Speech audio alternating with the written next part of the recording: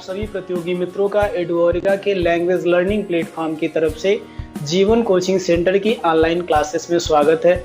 मित्रों, previous video lecture के जरिए हम लोगों ने इंग्लिश लैंग्वेज के एक बहुत ही महत्वपूर्ण अध्याय प्रोनाउन के लर्निंग के लिए एक वीडियो सीरीज की शुरुआत की थी। हम लोगों ने प्रोनाउन की डेफिनेशन उसके एग्जाम्पल के साथ में और इसी के साथ साथ में प्रोनाउन शब्द की उत्पत्ति किन शब्दों से हुई है तथा पर्सनल प्रोनाउंस क्या होते हैं और इंग्लिश लैंग्वेज में हमें उन्हें किस प्रयोजन के आधार पर यूज करना चाहिए, इन सभी तथ्यों पर हम लोगों ने विचार विमर्श किया। हम लोगों ने पर्सनल प्रोनाउंस के सब्जेक्टिव केस, ऑब्जेक्टिव केस और पॉजेसिव केस के बारे में भी अध्ययन किया। आज का यह वीडियो लेक्चर प्रोनाउन की इसी लर्निंग सीरीज को आगे बढ़ाने के लिए है और आज के इस पर्टिकुलर वीडियो लेक्चर में हम लोग पर्सनल प्रोनाउन के बचे हुए केसेस का अध्ययन करेंगे और उनके अंतर्गत पाए जाने वाले शब्दों का प्रयोजन इंग्लिश लैंग्वेज में क्या है और उनके फंक्शंस क्या हैं, इन सभी तथ्यों पर विचार विमर्श करेंगे। तो चलिए बिना किसी समय के बर्बादी के आज का वीडियो लेक्चर स्टार्ट करते हैं और पर्सनल प्रोनाउंस के जो बचे हुए केसेस हैं, जिनमें संभवतः आज की इस क्लास पे हम लोग पॉजेसिव एडजेक्टिव के अतिरिक्त पॉजेसिव प्रोनाउंस के बारे में लर्न करने वाले हैं, इन सभी तथ्यों को सीखने और समझने की शुरुआत करते हैं।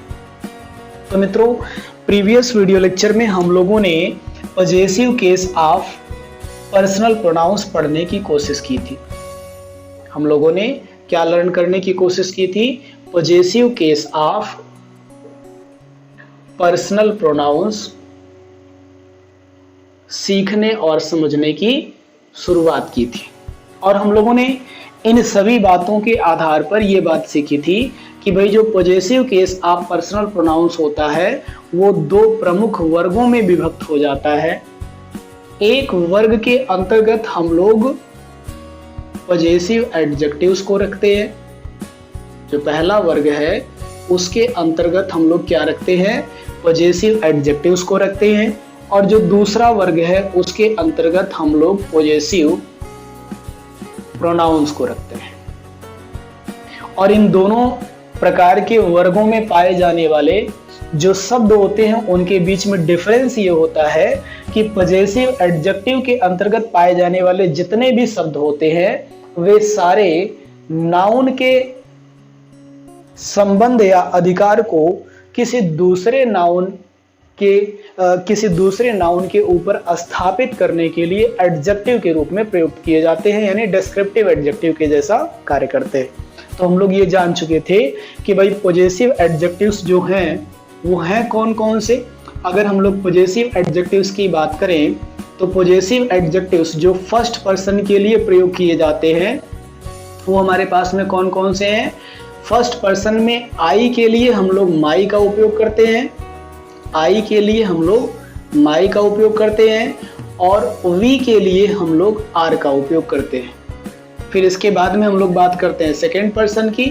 तो सेकेंड पर्सन में हमारे पास एक ही शब्द होता है यू और यू का पॉजेसिव एडजेक्टिव होता है योर। और अगर हम लोग थर्ड पर्सन की बात करें तो थर्ड पर्सन में हमारे पास कई पर्सनल प्रोनाउन होते हैं और उनके पॉजेसिव एडजेक्टिव्स इस तरीके से हैं। ही का पॉजेसिव एडजेक्टिव हिज होता है और सी का पॉजेसिव एडजेक्टिव हर होता है, दे का पॉजेसिव एडजेक्टिव देयर होता है और थर्ड पर्सन में एक इम्पर्सनल प्रोनाउन होता है इट और उसका पॉजेसिव एडजेक्टिव होता है इट्स। तो हम लोगों ने यहाँ पर एक लिस्ट ऑफ पॉजेसिव एडजेक्टिव लिखने की कोशिश की और ये पाया कि भाई फर्स्ट पर्सन में हमारे पास दो पॉजेसिव एडजेक्टिव हैं, एक है आई का और एक है वी का। और सेकेंड पर्सन में हमारे पास केवल एक पॉजेसिव एडजेक्टिव है यू का योर और थर्ड पर्सन में हमारे पास में चार पॉजेसिव एडजेक्टिव हैं, ही का हिज, सी का हर, दे का देयर और इट का इट्स। तो ये सारे के सारे शब्द जो हमने यहाँ पे लिखने की कोशिश की ये सभी क्या हैं? पॉजेसिव एडजेक्टिव हैं और हम लोग कह सकते हैं इनके द्वारा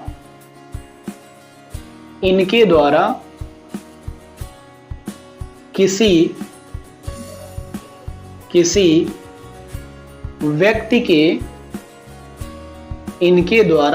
व्यक्ति के संबंध या अधिकार अथवा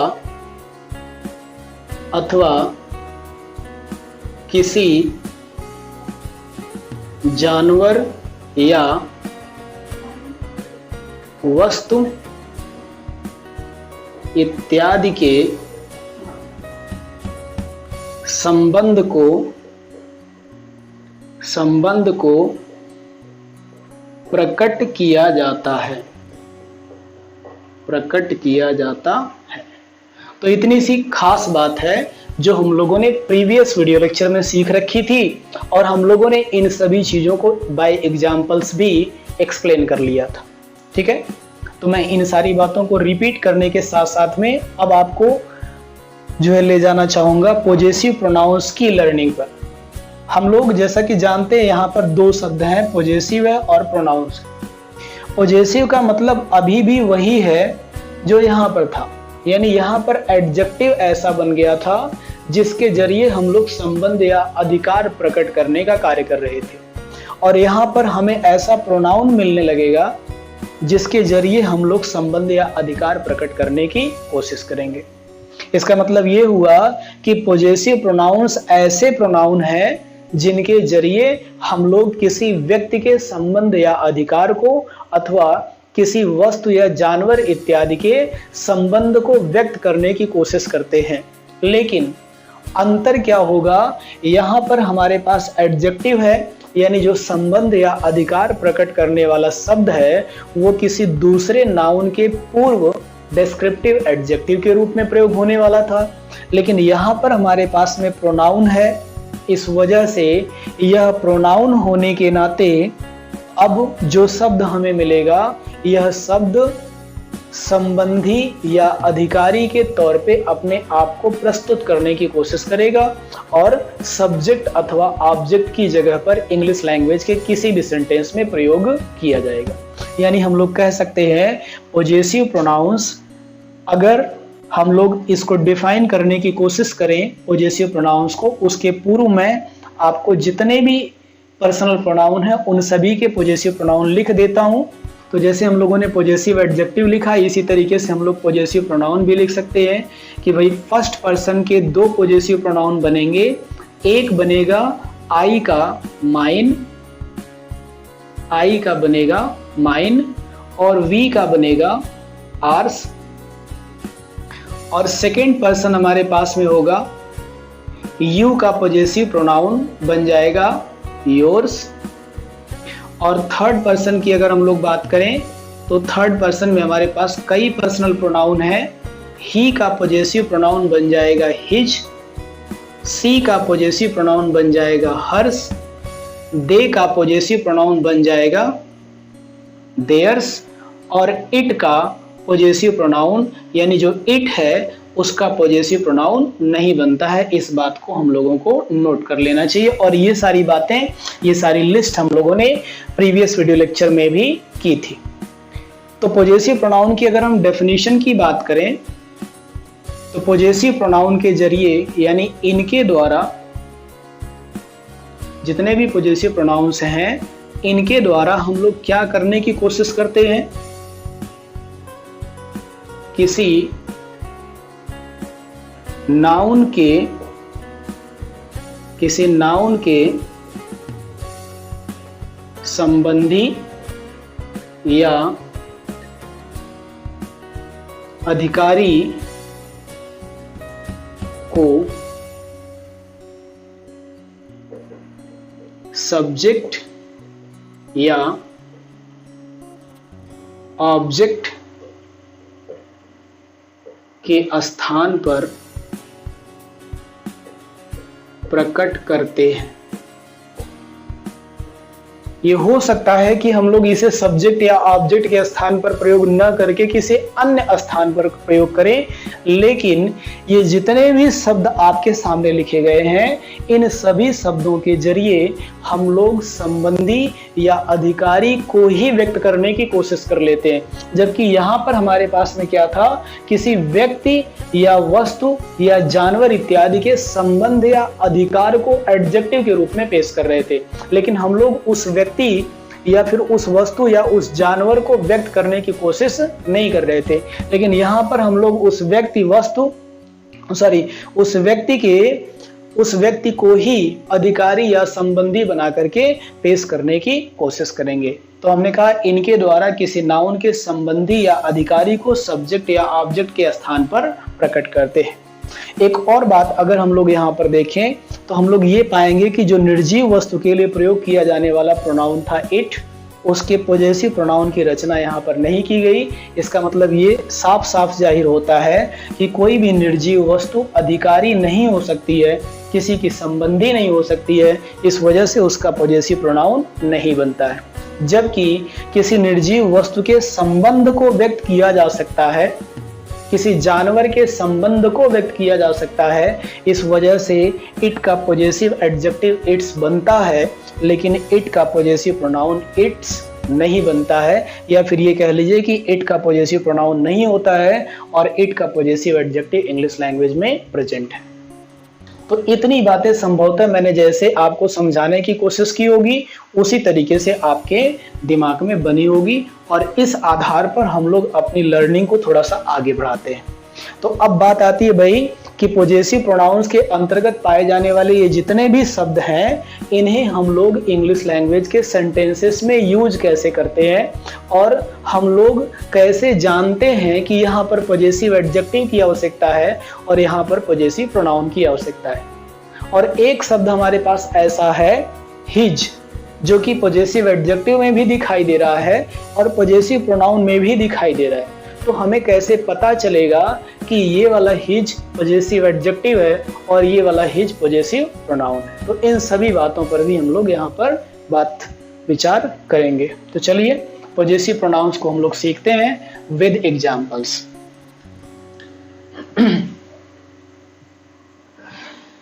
एक बात तो आपके सामने क्लियर है कि प्रोनाउन का प्रयोग हम लोग तब करते हैं जब कभी भी हमको किसी भी नाउन का रिपीटेशन अवॉइड करना होता है किसी सेंटेंस, स्पीच या इवेंट में।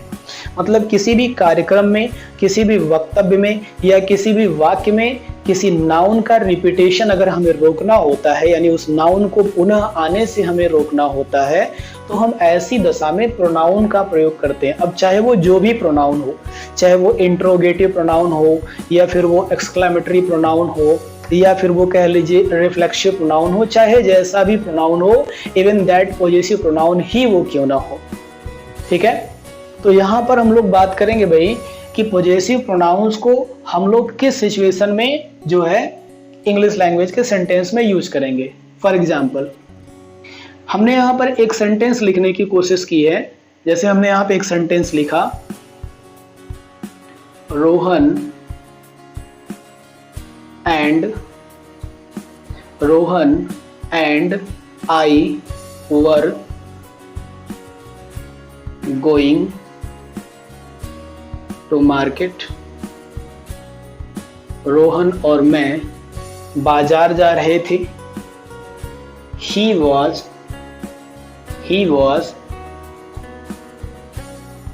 holding his bag and I was holding my bag. बस ये दो सेंटेंस हैं जिनको मिला करके हम लोगों ने इवेंट 1 लिखने की कोशिश की। मतलब एक कार्यक्रम हम लोगों ने यहाँ पर व्यक्त करने की कोशिश की, और इस कार्यक्रम में 2 कार्य हैं भाई, 2 लोग हैं और एक कार्य कर रहे हैं। हमने कहा Rohan and I were going to market, यानी रोहन और मैं जा रहे थे बाजार को। फिर इसके बाद हमने कहा ही वॉज होल्डिंग, ही का मतलब रोहन को हम रिपीट करने से अवॉइड करना चाहते हैं, इस वजह से हमने यहाँ पे क्या कर दिया कि भाई रोहन की जगह पे रोहन के ही बराबर मैस्कुलिन जेंडर का और सिंगुलर नंबर का प्रोनाउन सब्जेक्टिव केस में ला करके रख दिया, क्योंकि हमें यहाँ पे सब्जेक्ट की आवश्यकता थी। ठीक है। तो ये जो ही का प्रयोग हमने किया है ये इनडायरेक्टली रोहन को इंडिकेट करने के लिए किया है, और ये रोहन के ही लिए प्रयोग किया जाने वाला पर्सनल प्रोनाउन है जो कि सब्जेक्टिव केस में बैठा है। तो हमने यहाँ पर नाउन की रिपीटेशन को अवॉइड कर दिया, मतलब रोहन को पुनः आने से हमने रोक लिया। तो हमने कहा Rohan and I were going to market, यानी रोहन और मैं बाजार को जा रहे थे। He was holding his bag, यानी वह क्या पकड़ा हुआ था, हिज बैग, अपना बैग, उसने अपना बैग पकड़ा हुआ था। यहाँ पर एक नया नाउन इंट्रोड्यूस होता है बैग, और इस बैग के ऊपर अधिकार किसका है, रोहन का। ठीक है, इस बैग के ऊपर अधिकार किसका है, रोहन का। तो हिज कायदे से हो गया भाई पॉजेसिव एडजेक्टिव, कायदे से ये क्या हो गया, पॉजेसिव एडजेक्टिव। और इसके जरिए हम लोगों ने क्या बताने की कोशिश की है, इसके जरिए हम लोगों ने position of Rohan on bag बताने की कोशिश की है। इसके जरिए हम लोगों ने क्या बताने की कोशिश की है, रोहन के अधिकार को बैग के ऊपर बताने की कोशिश की है। तो बैग को हमने इसके बाद में लिखा है, और ये एक क्या हो गया, नाउन हो गया, और हिज हमारा क्या हो गया, पॉजेसिव एडजेक्टिव, जो कि किसी व्यक्ति के अधिकार को बैग के साथ में जोड़ देता है। अब इसके बाद आगे बढ़ते, तो हमने यहाँ पे देखा ही वॉज होल्डिंग हिज बैग, वह अपना बैग पकड़े हुए था, एंड और आई वॉज होल्डिंग, मैं पकड़े हुए था, क्या पकड़े हुए था, माई बैग। यहां पर भी वही काम किया गया, फिर से इसी वाले नाउन को यानी बैग वाले नाउन को यहां पे रिपीट किया गया, और माई यहां पे क्या हो गया, पॉजेसिव एडजेक्टिव हो गया। माई यहां पे क्या हो गया, पॉजेसिव एडजेक्टिव हो गया, जिसके जरिए हम लोगों ने क्या बताने की कोशिश की है, इसके जरिए हम लोगों ने पोजीशन ऑफ स्पीकर और राइटर, मतलब जो इस वाक्य को लिखने वाला व्यक्ति है जो कि मैं हूं, मैंने अपना अधिकार इस बैग के ऊपर बताने की कोशिश की है। अब यहाँ पर आप ध्यान से देखेंगे तो ये वाला जो सेंटेंस है ये मोनोटोनस है। मोनोटोनस होने का मतलब ये है कि इसमें एक ही शब्द को 2 बार लिखा गया है, जबकि इंग्लिश लैंग्वेज का ग्रामर ये कहता है कि अगर आपने प्रोनाउन को कायदे से लर्न कर रखा है तो आपको एक ही सेंटेंस में, एक ही स्पीच में, एक ही इवेंट में किसी भी नाउन को पुनः आने से रोक लेना है, अगर आप प्रोनाउन को बेहतर तरीके से यूज करना जानते हैं। तो भाई अब हमें बैग की रिपीटेशन को रोकना है, बैग की पुनरावृत्ति को रोकना है, और ऐसा तभी संभव है जब या तो यहां से बैग को हटाया जाए इस वाले फ्रेज से, या फिर इस वाले फ्रेज से बैग को हटाया जाए। ठीक है, अब अगर बैग को आप हटाना चाहते हैं तो बचेगा कौन, बचेगा केवल वही व्यक्ति जिसका उसके ऊपर अधिकार है। ठीक है, तो हम लोग इनडायरेक्टली अगर उस व्यक्ति को अधिकारी के तौर पर वहां पर बिठा दें जहां से हम बैग को हटाना चाहते हैं, तो जो हमारे रीडर्स हैं वो इनडायरेक्टली ये समझ जाएंगे कि भाई यहां पर किसी के साथ में बैग के ऊपर किसी का अधिकार व्यक्त किया जा रहा था, तो यहाँ पर भी अगर कोई अधिकारी खड़ा है तो यहाँ पर जो वस्तु होगी वो पहले के ही जैसी होगी। इस वजह से केवल अधिकारी व्यक्ति को यहाँ पर रख दिया गया है और उस वस्तु का नाम फिर से नहीं रिपीट किया गया है। बात समझ में आई? तो मतलब क्या हुआ कि हम लोग या तो यहाँ से या तो यहाँ से पॉजेसिव एडजेक्टिव और नाउन का ये जो आपके साथ में फ्रेज जुड़ रहा है, इस फ्रेज में कुछ न कुछ परिवर्तन करेंगे। और ऐसा परिवर्तन करने के साथ में ही हमारे पास में एक और प्रॉब्लम खड़ी होगी कि भाई होल्डिंग के बाद में जो हिज बैग लिखा है ये ऑब्जेक्ट है, और यहाँ पर जो होल्डिंग के बाद में माई बैग लिखा है ये भी हमारा क्या है, ऑब्जेक्ट है। और ऑब्जेक्ट या सब्जेक्ट बनने की जो परमिशन है इंग्लिश लैंग्वेज में वो या तो नाउन को है या फिर प्रोनाउन को है, या फिर नाउन के जैसा कार्य करने वाले किसी फंक्शनल एलिमेंट की है जो नाउन के जैसा कार्य कर सके। ठीक है, तो मान लीजिए हम लोग यहाँ से इस बैग को हटाना चाहते हैं, तो हमें यहाँ पर क्या करना पड़ेगा, एक अधिकारी व्यक्ति को बिठाना पड़ेगा। और वो अधिकारी व्यक्ति कौन होगा, मैं खुद, क्योंकि ये मेरा अधिकार है, यहाँ पर मेरा अधिकार व्यक्त हो रहा है माई के जरिए। तो ऐसी दशा में हम लोग इस पूरे फ्रेज की जगह पे पोजेसिव प्रोनाउन का प्रयोग कर लेंगे। और चूंकि ये प्रोनाउन है, इस वजह से ये ऑब्जेक्ट का कार्य कर सकता है। नाउन या प्रोनाउन ऑब्जेक्ट का कार्य कर सकते हैं। जबकि अगर हम केवल बैग को हटा देंगे तो ये एक डिस्क्रिप्टिव एडजेक्टिव है, और डिस्क्रिप्टिव एडजेक्टिव नाउन की डिमांड रखता है अपने बाद में, जो कि वहां पे अगर हम नहीं लिखेंगे तो वो सिंटैक्स हमारा क्या हो जाएगा, गलत हो जाएगा। इसका मतलब माइन के जरिए इनडायरेक्टली माई बैग का बोध होगा। ठीक है, माइन के जरिए इनडायरेक्टली माई बैग का बोध होगा। यानी पॉजेसिव प्रोनाउन का प्रयोग हम लोग किसी भी वाक्य में सब्जेक्ट या ऑब्जेक्ट की जगह अधिकारी व्यक्ति को व्यक्त करने के लिए कर सकते हैं। और साथ ही साथ में एक रिक्वायरमेंट ये बनती है कि अगर हम पॉजेसिव प्रोनाउन का प्रयोग किसी सेंटेंस में कर रहे हैं तो उस सेंटेंस में इस अधिकारी व्यक्ति का जिस वस्तु या व्यक्ति के ऊपर अधिकार है उसका जिक्र कहीं न कहीं इसके पूर्व या इसके बाद में हुआ रहेगा, तभी हम इसका उपयोग कर पाएंगे। नहीं तो अगर हम यहाँ से भी बैग हटा देंगे तो आपको पता ही नहीं चलेगा कि मैं यहाँ पर अधिकारी तो हूँ, लेकिन किस वस्तु पर मेरा अधिकार है ये कंफर्म नहीं हो पाएगा। बात समझ में आई? तो हम लोग कह सकते हैं कि जो पॉजेसिव प्रोनाउन है वो एक सब्स्टिट्यूशन है। मतलब वो क्या है, पॉजेसिव एडजेक्टिव प्लस नाउन की जगह पर प्रयुक्त होने वाला एक अकेला शब्द है। यानी हम लोग कह सकते हैं कि जो पॉजेसिव प्रोनाउन है उसके अंतर्गत दो प्रकार की मीनिंग छुपी हुई है। किसी व्यक्ति का अधिकार या संबंध भी छुपा हुआ है, और उस नाउन का नाम भी छुपा हुआ है जिस नाउन के ऊपर उस व्यक्ति का अधिकार या संबंध है।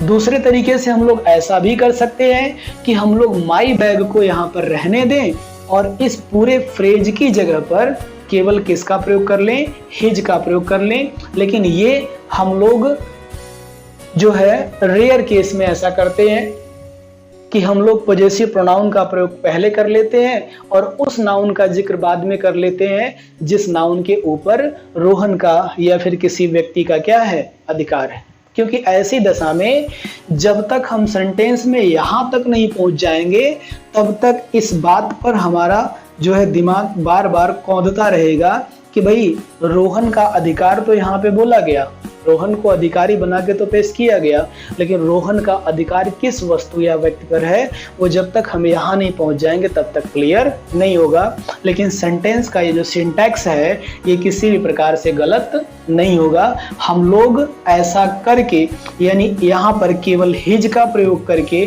ठीक है, या फिर यहाँ पर इन दोनों की जगह पे माइन का प्रयोग करके बैग को पुनः रिपीट होने से बचा लेते हैं, और जो अपना कार्य है वो भी हम क्या कर लेते हैं, संपन्न कर लेते हैं। तो आइए कुछ एक एग्जांपल्स और हम लोग देखते हैं जहां पर पॉजेसिव प्रोनाउंस को यूज किया जाता है और उसकी मीनिंग किस तरीके से निकाली जाती है।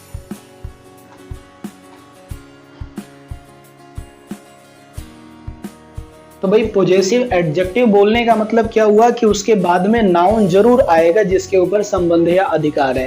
लेकिन पॉजेसिव प्रोनाउन बोलने का मतलब क्या हुआ, उस नाउन का जिक्र थोड़ा सा दूर होगा, या तो पॉजेसिव प्रोनाउन के पहले कहीं पर हो चुका होगा उस नाउन का जिक्र जिसके ऊपर संबंध या अधिकार है, या फिर पॉजेसिव प्रोनाउन के बाद में कहीं पर होगा लेकिन उसके तुरंत बाद में हमें किसी भी प्रकार के नाउन से मुलाकात नहीं होगी। तो हम लोग अगर पॉजेसिव प्रोनाउन को सब्जेक्ट बना के लिखने की कोशिश करें तो हम लोग ऐसे सब्जेक्ट बना करके लिख सकते हैं। हम लोग लिख सकते हैं आर्स इज अ गुड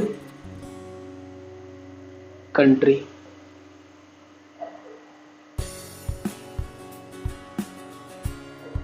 अब यहां पर ध्यान से समझिएगा, सेंटेंस बहुत ही वियर्ड आपको दिखाई पड़ेगा लेकिन इस सेंटेंस में कहीं भी किसी भी प्रकार से कोई त्रुटि नहीं है।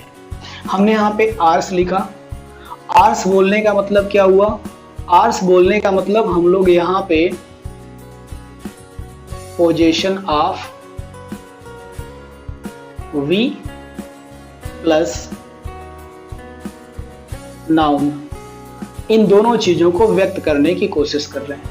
मतलब हम लोग आर्ट्स के जरिए हम सबको, मतलब मैं हम सबको अधिकारी व्यक्तियों के तौर पर यहाँ पर सब्जेक्ट बना करके पेश कर रहा हूं।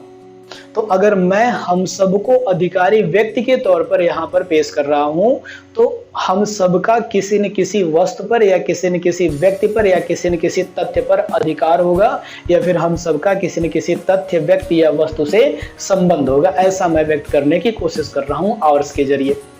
लेकिन ये यहाँ पर क्लियर नहीं होता है कि भाई नाउन कौन सा है जिसके ऊपर हम लोग हम सब के, मतलब मैं हम सब के अधिकार को प्रकट करने की कोशिश कर रहा हूं आर्ट्स के जरिए। तो अगर ये नाउन नहीं क्लियर होता है तो ये भी नहीं क्लियर होता है कि यहाँ पे इज लगेगा, कि एम लगेगा, कि आर लगेगा, कि वाज लगेगा, कि वर लगेगा, क्योंकि नाउन ही एक ऐसा एलिमेंट है। क्योंकि पोजीशन ऑफ वी, ये तो हमें वर्ब को डिसाइड करने में कोई मदद नहीं देगा। ये नाउन ही एक ऐसा एलिमेंट है जो हमको यहाँ पे क्या करेगा, मदद करेगा कि ये वाली वर्ब हमारी कैसी होनी चाहिए। यानी अभी तक आर्स अगर हमने जब तक लिखा हो तब तक हम यहाँ पर कुछ भी नहीं लिख सकते। फिर जब हमने लिख दिया अ गुड कंट्री, तो यहाँ पर हम लोगों ने एक नाउन की बात की, और ये वही नाउन है जो हम लोगों के अधिकार क्षेत्र के अंतर्गत आता है। तो हम लोगों ने जैसे ही देखा कि ये जो अ गुड कंट्री में जो कंट्री नाउन है ये हमारा सिंगुलर है, तो हम लोगों ने यहाँ पे एक लिंकिंग वर्ब डाल दी, क्या, इज। अन्यथा यहाँ पर क्या होता, आर का प्रयोग होता या किसी और वर्ब का प्रयोग होता। तो हम लोगों ने यहाँ पे देखा क्या कि भाई ये जो पॉजेसिव प्रोनाउन है इसे हम लोगों ने सब्जेक्ट बना करके लिखने की कोशिश की है। तो हम लोगों ने इसको बोल दिया कि भाई ये एक पॉजेसिव प्रोनाउन है और इसका प्रयोग एक सब्जेक्ट के रूप में किया गया है, और उस नाउन का जिक्र बाद में किया गया है जिस नाउन को हम सबके अधिकार क्षेत्र में रखा गया है। बात आपको क्लियर है? तो एक सेंटेंस हमने देखा जहां पर हम लोगों ने ऑब्जेक्ट की जगह पर पॉजेसिव प्रोनाउन का प्रयोग किया अधिकारी व्यक्ति को व्यक्त करने के लिए, और एक सेंटेंस हमने देखा जहां पर हम लोगों ने सब्जेक्ट की जगह पर पॉजेसिव प्रोनाउन का प्रयोग किया अधिकारी व्यक्ति को प्रकट करने के लिए। तो हम लोग कह सकते हैं कि पॉजेसिव एडजेक्टिव वे शब्द हैं जिनका प्रयोग नाउन के पूर्व उसी नाउन के ऊपर किसी व्यक्ति के संबंध या अधिकार को प्रकट करने के लिए डिस्क्रिप्टिव एडजेक्टिव के तौर पे किया जाता है, जबकि पॉजेसिव प्रोनाउंस वे शब्द हैं जिनका प्रयोग संबंधी या अधिकारी व्यक्ति को प्रकट करने के लिए किया जाता है, जबकि उस नाउन का जिक्र हम लोग दूर करते हैं जिस नाउन के ऊपर व्यक्ति का संबंध या अधिकार प्रकट होता है। तो इतनी सी बातें थी जो कि आपको प्रीवियस वीडियो लेक्चर में जो हम लोगों ने पढ़ा था possessive case of personal pronoun, उसमें करनी शेष रह गई थी।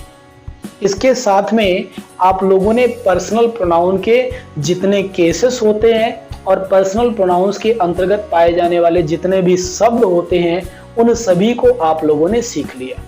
यानी अब आप पर्सनल प्रोनाउन का बेहतर उपयोग इंग्लिश लैंग्वेज में कर सकते हैं। तो आप इन सभी तथ्यों को अच्छे तरीके से लर्न करिए, सीखिए, समझिए और उन्हें अप्लाई करिए। मैं आपके सामने फिर से उपस्थित होता हूँ पर्सनल प्रोनाउन के अतिरिक्त जो अन्य प्रकार के प्रोनाउंस हैं उनके बारे में डिस्कशन को लेकर के। तो मित्रों, अब तक के वीडियो सेशन में हम लोगों ने पर्सनल प्रोनाउंस का जो बचा हुआ केस था जिसे हम लोग पॉजेसिव प्रोनाउंस कहते हैं, उसके अंतर्गत पाए जाने वाले शब्दों का क्या उपयोग होता है और किस वजह से उन्हें रखा गया है इंग्लिश लैंग्वेज में, इस बात को हम लोगों ने बेहतर तरीके से समझा। आइए अब हम लोग एक और प्रकार के प्रोनाउन पर चर्चा करते हैं जिसे हम लोग डेमोन्स्ट्रेटिव प्रोनाउंस के नाम से जानते हैं। तो चलिए हम लोग डेमोन्स्ट्रेटिव प्रोनाउंस को सीखने की शुरुआत करते हैं। तो जो दूसरे प्रकार का प्रोनाउंस हम लोग सीखने जा रहे हैं उसे हम लोग डेमोन्स्ट्रेटिव प्रोनाउंस कहते हैं। इसे हम लोग क्या कहते हैं? डेमोन्स्ट्रेटिव प्रोनाउंस कहते हैं। ठीक है, अब फिर से वही बात आपके सामने खड़ी होगी कि भाई डेमोन्स्ट्रेटिव प्रोनाउंस में जो दो शब्द आपको दिखाई दे रहे हैं, डेमोन्स्ट्रेटिव और प्रोनाउंस इनका मीनिंग क्या है, क्योंकि अगर हम लोग इनका मीनिंग अच्छे तरीके से समझ लें और इसी के सेंस में समझ लें तो हम लोग यहाँ पर डेमॉन्स्ट्रेटिव प्रोनाउंस को आधे से ज़्यादा लर्न कर जाएंगे। तो अगर हम लोग डेमॉन्स्ट्रेटिव प्रोनाउंस का अर्थ निकालने की कोशिश करें तो प्रोनाउन के बारे में आपने पहले ही समझ रखा है कि जो प्रोनाउन होता है वो एक शब्द होता है, a word used on behalf of noun, on behalf of noun to avoid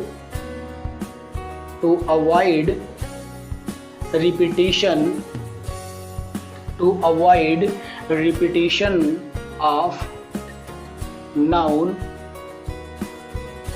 within a speech और सेंटेंस। इसे हम लोग क्या कहते हैं, प्रोनाउन। यानी ऐसा शब्द जो नाउन के स्थान पर नाउन की पुनरावृत्ति को किसी एक वक्तव्य अथवा एक वाक्य में रोकने के लिए प्रयोग किया जाता है, उसे हम लोग प्रोनाउन कहते हैं। और रही बात डेमॉन्स्ट्रेटिव की, तो ये शब्द आपका एक एडजेक्टिव है और ये दो शब्दों से मिलकर के बना है। डेमॉन्स्ट्रेटिव में दो शब्द हैं, एक शब्द है डेमॉन्स्ट्रेट, एक शब्द है डेमॉन्स्ट्रेट जिसका पार्ट्स ऑफ स्पीच है वर्ब, और एक शब्द है हमारे पास में कि भाई इसमें हम लोगों ने क्या लगा रखा है, IVE, एक सफिक्स हम लोगों ने जोड़ रखा है जो कि एडजेक्टिव बनाने के काम में आता है। यानी वर्ब से अगर हम लोग एडजेक्टिव बनाना चाहते हैं तो हम लोग बहुत सारे शब्दों में क्या लगाते हैं, IVE सफिक्स के तौर पे यूज करते हैं। डेमॉन्स्ट्रेट का मीनिंग अगर हमें समझ में आ जाए तो हम डेमॉन्स्ट्रेटिव का मीनिंग आराम से निकाल सकते हैं। तो डेमॉन्स्ट्रेट का मतलब होता है दर्शाना, डेमॉन्स्ट्रेट का मतलब होता है दर्शाना, या फिर इसका मतलब होता है संकेत करना, दर्शाना या संकेत करना। यानी हम लोग ये कह सकते हैं कि डेमॉन्स्ट्रेटिव प्रोनाउंस वे प्रोनाउन है, वे सर्वनाम है जिनका उपयोग हम लोग दर्शाने के लिए करते हैं। अब क्या दर्शाने के लिए करते हैं, स्पीकर या राइटर के निकट या दूर रखे गए या पाए जाने वाले किसी भी सिंगुलर या प्लूरल काउंटेबल नाउन को दर्शाने के लिए हम लोग किसका उपयोग करते हैं, डेमॉन्स्ट्रेटिव प्रोनाउंस का उपयोग करते हैं। अगर हम लोग इसकी हिंदी लिखने की कोशिश करें तो डेमॉन्स्ट्रेटिव प्रोनाउंस को हम लोग हिंदी में लिखते हैं संकेतवाचक सर्वनाम। इसको हम लोग क्या लिखते हैं हिंदी में, संकेतवाचक सर्वनाम। वैसे हम लोगों को इसके हिंदी की आवश्यकता नहीं है, हम लोगों को इसके कोर मीनिंग की आवश्यकता है जो इंग्लिश लैंग्वेज में हमको इसकी डेफिनेशन बनाने के लिए मदद करेगी। तो अगर हम लोग डेमॉन्स्ट्रेटिव प्रोनाउंस की डेफिनेशन बनाने की कोशिश करें तो हम लोग कह सकते हैं अ वर्ड या the pronounce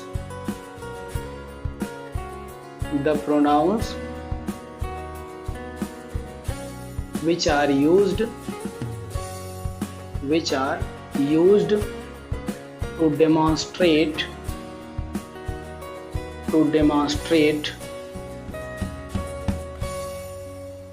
a singular or plural countable noun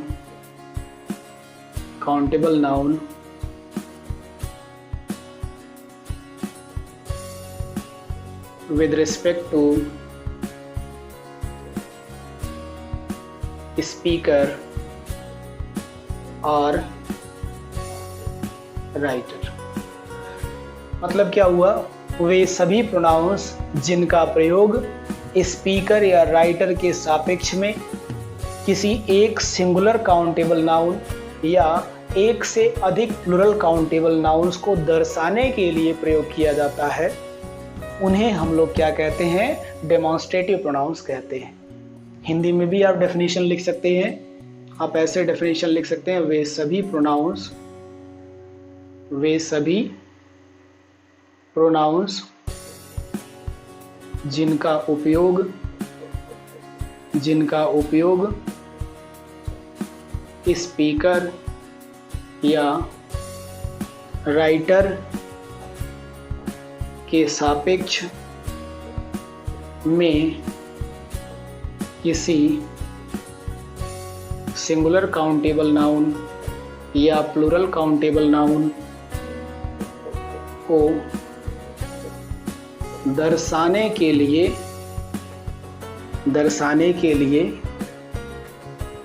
किया जाता है। क्या कहलाते हैं? डेमोन्स्ट्रेटिव प्रोनाउंस कहलाते हैं। अब इसके बाद बात ये आएगी कि भाई डेमोन्स्ट्रेटिव प्रोनाउंस यानी ये दर्शाने का कार्य संपन्न करने वाले शब्द कितने हैं। तो डेमोन्स्ट्रेटिव प्रोनाउंस कुल मिलाकर के हमारे पास में 4 हैं, और वे 4 शब्द कौन कौन से हैं? पहला शब्द है दिस, दूसरा शब्द है दैट, तीसरा शब्द है दीज और चौथा शब्द है हमारे पास में दोज।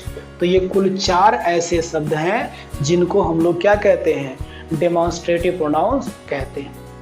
अब बात ये आएगी आपके सामने कि दिस का प्रयोग किस प्रकार के नाउन को दर्शाने के लिए किया जाएगा, दैट का प्रयोग कब किया जाएगा, दोज का प्रयोग कब किया जाएगा और दीज का प्रयोग कहाँ पर किया जाएगा।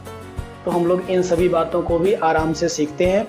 भाई सबसे पहली बात जो आपको सीखनी होगी वो 2 फैक्ट हैं। एक फैक्ट है सिंगुलरिटी और प्लूरलिटी का, और दूसरा फैक्ट है नियरनेस और फार्दरनेस का।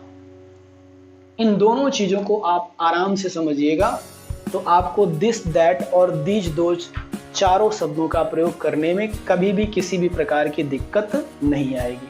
तो हम लोग 4 शब्द लिखते हैं। हमने यहाँ पे लिखा दिस, फिर हमने यहाँ पे लिखा दैट और यहाँ पे हमने लिखा दीज, और ये चौथा शब्द है आपका डेमोन्स्ट्रेटिव प्रोनाउन का दोज। अब बात ये आती है कि दिस के जरिए हम लोग स्पीकर या राइटर के रिस्पेक्ट में, स्पीकर या राइटर के सापेक्ष में किस प्रकार के नाउन को दर्शाने का काम करेंगे। सबसे पहली बात, दिस के जरिए हम लोग नियरनेस को स्पष्ट करते हैं। मतलब हम लोग जो पहली बात ये तय करते हैं वो ये तय करते हैं कि जिस नाउन की तरफ हम लोग संकेत करने जा रहे हैं या जिस नाउन को मैं दर्शाने जा रहा हूँ वो नाउन कैसा है, वो नाउन मेरे निकट में रखा हुआ है, मतलब मुझसे दूर नहीं रखा हुआ है। और अगली चीज दिस के साथ में जो जुड़ जाती है वो ये जुड़ जाती है कि भाई दिस का प्रयोग हम लोग सिंगुलर काउंटेबल नाउन के लिए ही करेंगे। दिस का प्रयोग हम लोग किसके लिए करेंगे?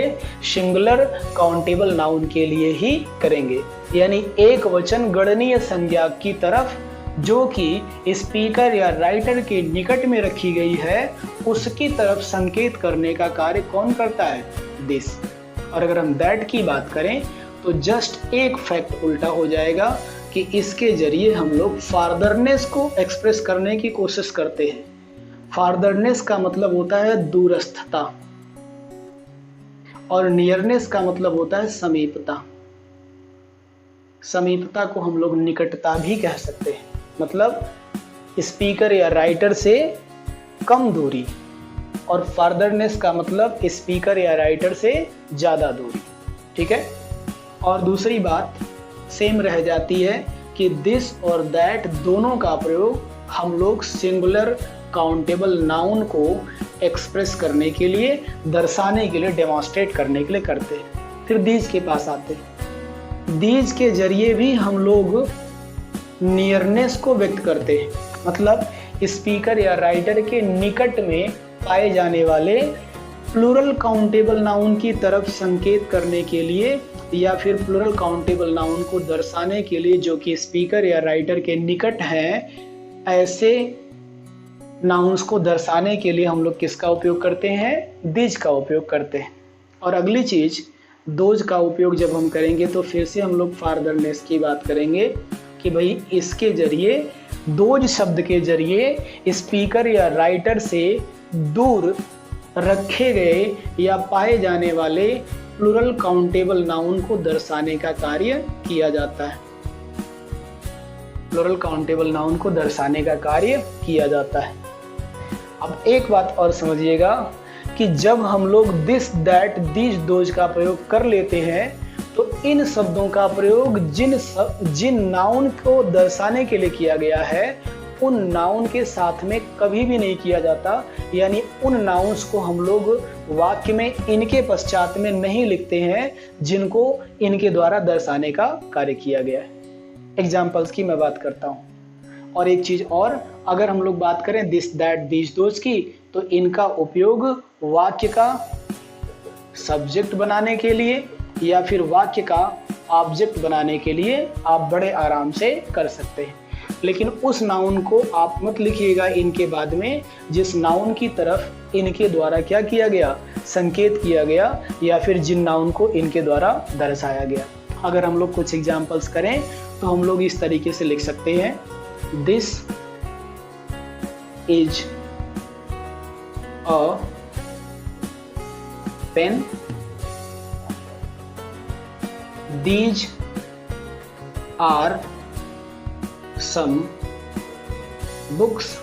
इनका मतलब क्या हुआ, जब हम बोलेंगे दिस इज अ पेन तो हम एक उंगली करेंगे और दर्शाएंगे कि कौन सी एक कलम है। जैसे मैं कहूंगा दिस इज अ पेन, तो ये पेन मेरे निकट है और साथ ही साथ में क्या है, ये एक कलम है। इस वजह से हम लोग इसकी तरफ संकेत करने के लिए या इसको दर्शाने के लिए किसका उपयोग कर सकते हैं, दिस का। और हमने बोला दीज आर सम बुक्स, तो वो किताबें मुझसे दूर होंगी और मुझे दर्शाने के लिए क्या कहना पड़ेगा, दोज आर सम बुक्स, यानी वे कुछ किताबें हैं जो मेरी पहुंच से दूर है। आपके जहन में ये सवाल होगा कि कितना दूर है, मेरी पहुंच से दूर है, बस मेरी पहुंच से दूर हो गई किताबें, तो मैं उनके लिए किसका उपयोग कर सकता हूं, दीज का उपयोग कर सकता हूं। ठीक है, मेरी पहुंच से दूर हो गई किताबें तो दोज का प्रयोग कर सकता हूं, और मेरी पहुंच में अगर किताबें हैं तो मैं वहां पर किसका प्रयोग करूंगा, दीज का, क्योंकि दीज हमारा क्या करेगा, नियरनेस के साथ साथ में प्लूरल काउंटेबल नाउन की तरफ संकेत करने के लिए प्रयोग में लाया जाएगा। तो मैं बोलूंगा दीज आर सम बुक्स, यानी ये कुछ किताबें हैं, या दीज आर सम बुक्स यानी ये कुछ किताबें हैं, यानी ये सारी किताबें मेरे पहुंच के दायरे में आती हैं।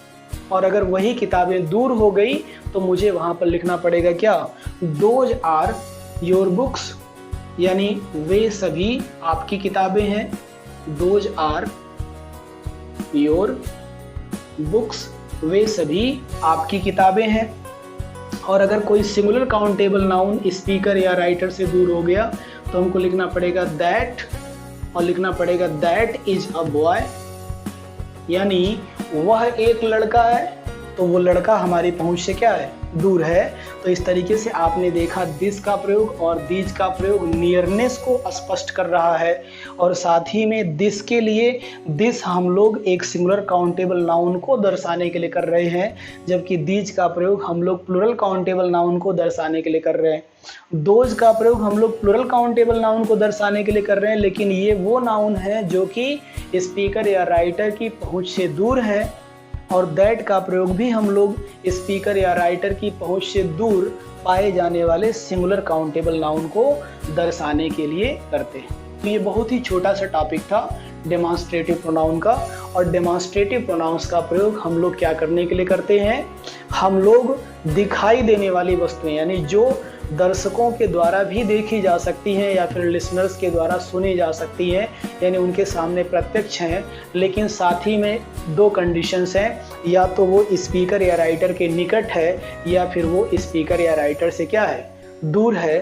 तो हम लोग ऐसी दशा में हम लोग किन चीज़ों का प्रयोग करते हैं, दिस दैट दीज दोज का प्रयोग हम लोग ऐसी दशा में वस्तुओं को या फिर ये कह लीजिए नाउन्स को दर्शाने के लिए करते हैं। एक और बात हम आपको यहाँ पे बता दें, दिस का प्रयोग सिंगुलर काउंटेबल नाउन के साथ में होने के साथ साथ सिंगुलर काउंटेबल नाउन को दर्शाने के लिए इसका प्रयोग होने के साथ साथ नियरनेस में पाए जाने वाले अनकाउंटेबल नाउन को भी दर्शाने के लिए किया जा सकता है।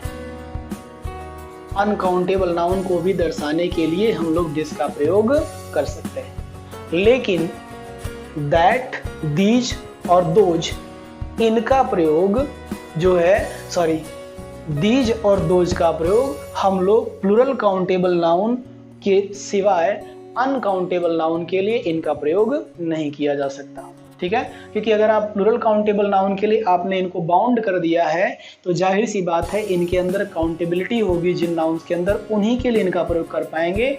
यानी अनकाउंटेबल नाउन के लिए आप लोग दीज और दोज का प्रयोग नहीं कर सकते हैं, जबकि दिस का प्रयोग और दैट का प्रयोग अनकाउंटेबल नाउन के लिए किया जा सकता है। जैसे आप कह सकते हैं this is money, this is money, यानी यह धन है। हम ऐसे ही कह सकते हैं दैट इज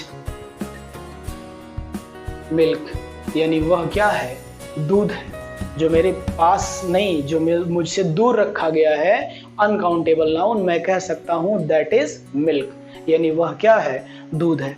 तो दिस और दैट का प्रयोग हम लोग सिंगुलर काउंटेबल नाउन के साथ में तो करते ही करते हैं, मतलब सिंगुलर काउंटेबल नाउन को दर्शाने के लिए तो करते ही करते हैं, लेकिन हम लोग इनके जरिए अनकाउंटेबल नाउन को भी अगर डेमोन्स्ट्रेट करना चाहते हैं तो कोई दिक्कत नहीं है। जबकि दीज और दोज का प्रयोग केवल प्लूरल काउंटेबल नाउन को दर्शाने के लिए किया जाएगा, और दीज नियरनेस बताएगा और दोज क्या बताएगा, स्पीकर या राइटर के सापेक्ष दूरस्थता को व्यक्त करने के लिए प्रयोग में लाया जाएगा। तो इन्हीं सभी बातों के साथ साथ में मैं आज का यह वीडियो लेक्चर यहीं पर समाप्त करता हूं, और हम लोगों ने आज के इस वीडियो लेक्चर में पर्सनल प्रोनाउन के जो बचे हुए केसेस थे उनका अध्ययन किया, और साथ ही साथ में एक छोटे से टॉपिक डेमोन्स्ट्रेटिव प्रोनाउंस को भी बेहतरीन और खूबसूरत तरीके से समझने की कोशिश की।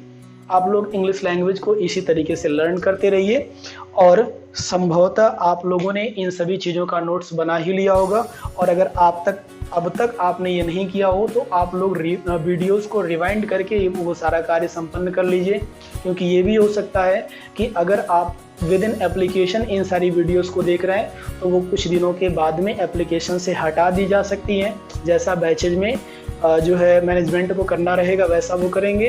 तो आप लोग नोट्स भी साथ साथ में बनाते रहिए, और हम लोग 2-3 दिनों के बाद में प्रैक्टिस सेशन भी आपके लिए लेकर के मैं आने वाला हूं, और उस प्रैक्टिस सेशन में हम लोग विभिन्न प्रकार के एग्जामिनेशंस में जो सवाल पूछे गए हैं इन सारे टॉपिक्स से, जो सारे टॉपिक मैं कर रहा हूं, इन सारे टॉपिक वाइज क्वेश्चंस को हम लोग प्रैक्टिस वाले सेशन में करेंगे। जो प्रैक्टिस वाला सेशन होगा वो मैं संभवतः आपको व्हाइट बोर्ड पे नहीं करा पाऊंगा, वो मैं अपने लैपटॉप से ही करवाऊंगा, क्योंकि उसमें मुझे सहूलियत मिल जाती है आपके सामने सवाल को रखने की और उसे डिस्कस करने की। हाँ, एक बात और भी होगी, उसमें भी मैं आपसे वीडियो मतलब जो है इस तरीके से फेस टू फेस मतलब जो है कन्वर्सेशन में रहूँगा, यानी उसमें भी कैमरा का इंतजाम रहेगा। तो इस तरीके से आप मत सोचिएगा कि मतलब लैपटॉप की केवल स्क्रीन ही आपको जो है पूरे टाइम दिखाई पड़ेगी, तो मतलब प्रोफेशनल आपके साथ में डिस्कशन होगा। और एक बात और, यदि आपको किसी भी प्रकार की दिक्कत होती है किसी भी वीडियो में, किसी तथ्य को समझने में आपसे कोई प्रॉब्लम खड़ी होती है, तो आप उस वीडियो से रिलेटेड जो कमेंट बॉक्स है उस कमेंट में उसी वीडियो से रिलेटेड आप कमेंट करिए। और एक बात और, एडमिनिस्ट्रेटर होने के साथ साथ मेरी जिम्मेदारियां बहुत ही ज़्यादा है इस इंस्टीट्यूट में, तो मुझे अनायास के कमेंट आपके एप्लीकेशन के किसी भी स्टडी मटेरियल में बिल्कुल भी पसंद नहीं है। जो भी कमेंट आप करिए उस स्टडी मटेरियल के रिगार्डिंग करिए, और जो भी कमेंट आप करिए उसे एक वैल्यूएबल और एक विटेज में करिए, ताकि उसका एक उचित जवाब आपको दिया जा सके। जैसे ही आपके सभी शिक्षकगण स्वस्थ हो जाते हैं, वे आपको नियमतः वीडियो लेक्चर्स प्रोवाइड करने लगेंगे, जैसा भी मैनेजमेंट उनको आदेश देगा या फिर जैसा भी उनका स्वास्थ्य गवाही देगा। तो आप इसी तरीके से इंग्लिश लैंग्वेज और अन्य विषयों को सीखते रहिए। हम मिलते हैं आपसे अगले वीडियो लेक्चर में कुछ नए कॉन्सेप्ट्स के साथ में, या कुछ नए प्रोनाउंस के क्लासेस के साथ में, जिनको हम लोग बहुत ही अच्छे तरीके से लर्न करने की कोशिश करेंगे। धन्यवाद।